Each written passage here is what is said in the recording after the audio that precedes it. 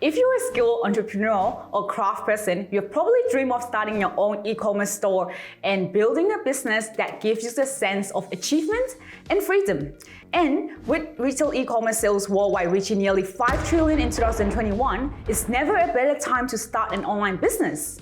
Hey guys, Molly here, your friendly neighborhood tax lady with another video to help small business owners like yourself. So, if you have finally made the decision to start your own e-commerce business, congratulations! It's a big undertaking, but it can also be hugely rewarding. There are a lot of details to take care of when you're getting started, from choosing your name and customizing website to sourcing your products and finding your first customers. But don't worry, with a little planning and some hard work, you'll get everything up and running in no time.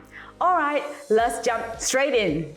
The first and most important step when starting an e-commerce business is to do your research into the market. But even if you think you know a bit about the market you're venturing into, it's important not to speculate because this will catch you down the line. Rather, build a strong foundation based on thorough research. And that means diving into research on all aspects of the business. I preach this often, but for good reason. Before you do anything, you need to decide on a business model and a business structure. When it comes to e-commerce business models, there are 4 different models you can choose from. The first is the dropshipping model, which basically doesn't require you to keep any stock on hand. Instead, you purchase inventory as needed to fulfill the orders. So, essentially, act as a middleman between wholesaler and the store selling the goods. This is good if you want to turn a profit without having to invest much at the beginning. The second is the wholesaler or warehouse model, which is where wholesaler sells their products in bulk to a retailer at a discounted price. The retailer then resells the products to consumers at a higher price. This requires much more investment upfront, but bigger returns if things go to plan. The third is known as white labeling or manufacturing. This is where one business produces a rebrandable and resellable product or service that another business sells under its own brand. You would usually choose this model if you want to just focus on manufacturing and production, not on how the product is marketed, promoted, or sold in the market. The fourth and final model is subscription model, which allows customers to access your product at specific times, for example, every month. Each of these models has its own benefits and drawbacks, so it's important to select one of the best that suits your needs. Once you've decided on your business model, you then need to decide on your business structure. If you're a regular viewer, you know how much we push the importance of this step. It's because it has such a huge impact on your tax obligations and asset protection. As with all businesses, an e-commerce business can be structured as sole trader, partnership, or corporation. Each has its own pros and cons, so it's important to choose the right one for your business. Sole traders are the most common type of business structure in Australia. They're relatively easy, cheap to set up, and have sole control over the business. However, you're also personally liable for debts and losses incurred by the business. Partnerships are similar to sole traders, but with 2 or more owners running the business. This can be a good way to share the workload and risk involved in running a business, but you're still personally liable for any debts or losses incurred by the partnership.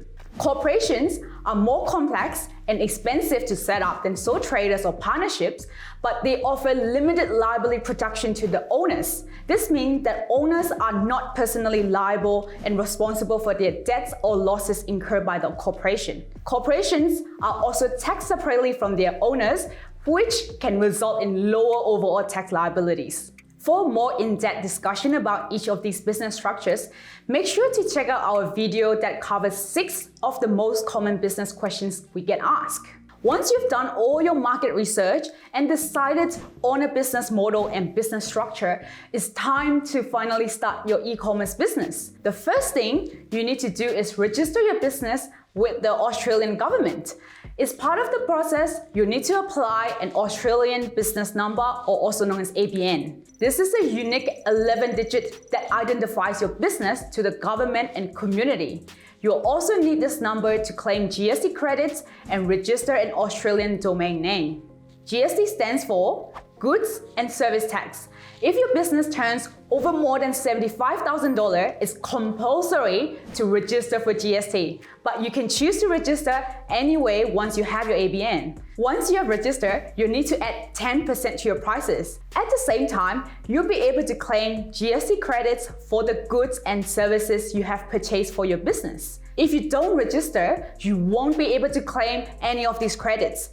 This amount can be substantial if you have quite a lot of upfront expenses. The process of registering your business is relatively simple, but if you need any assistance, the team here at Box Advisory Services are happy to help. Next, you'll need to decide on your business name.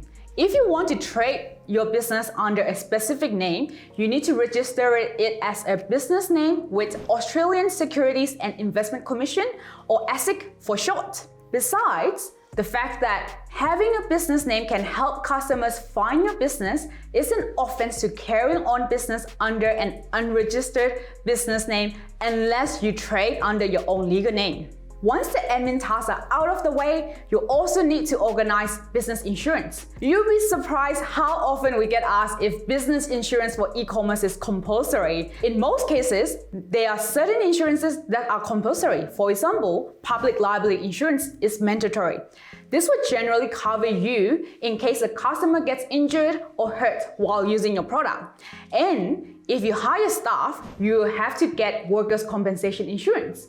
We did a video not long ago detailing each of these insurance policies, so make sure to check out for more information. You may also want to consider other types of insurance like e-commerce shipping insurance, which is super important to cover you if any products get lost, damaged, or stolen while in transit.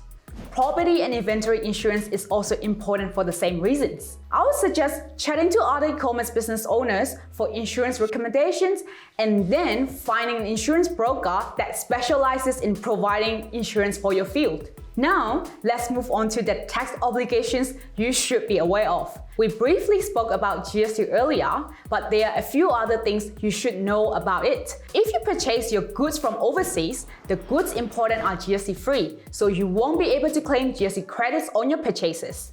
But if you resell them in Australia, you will still need to add the 10% GST on the total sale of goods. You would then need to pay this over to the ATO, usually every quarter. If, on the other hand, you source your products locally and the supplier is registered for GST, you can claim GST credits for your purchases, and you won't have to add 10% to any sales that you export. Nowadays, if you are using e-commerce platforms such as Shopify, they have the automatic feature to set a billing location, which will automatically add or remove a location based on billing or checkout location of the customer. Speaking of importing and exporting, you also have to consider import duty. Duties and taxes are customs charges placed on a shipment when it leaves or enters a country. And then they also apply to e-commerce shipments too. The value for duty on goods imported into Australia is calculated with a pretty straightforward valuation method called FOB or free on board.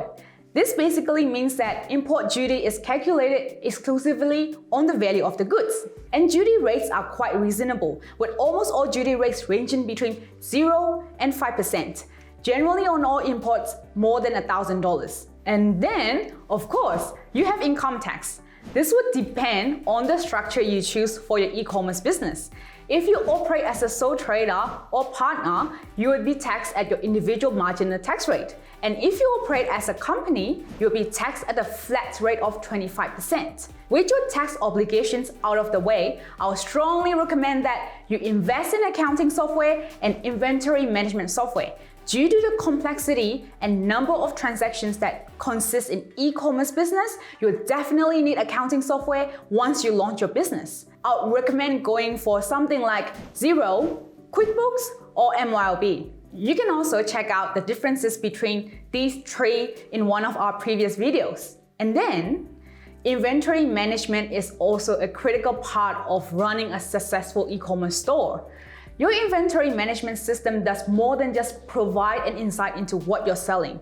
Software shows you trends in buying cycles and how often you need to restock to keep up with demand. Xero and Shopify both have built-in inventory management systems. Otherwise, I'll also recommend having a look at TradeGetGo. Okay, so my last piece of advice would be to invest in a CRM system. CRM stands for Customer Relationship Management, and it helps manage your customer data.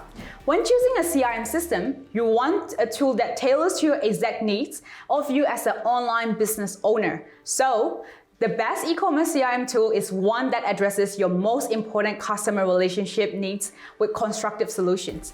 A few of the most popular CRM tools include HubSpot, Zoho CRM, Salesforce, Commerce Cloud, Act CRM, and Capsule. So that's it from me in terms of guidance. I hope you found some value in this video. If you did, please be sure to share it with all your e-commerce entrepreneur friends. Otherwise, if you have any questions about any of the points I spoke about, you're more than welcome to drop a comment down below. Oh, and remember to like and subscribe for more business savvy guides. Thanks, guys!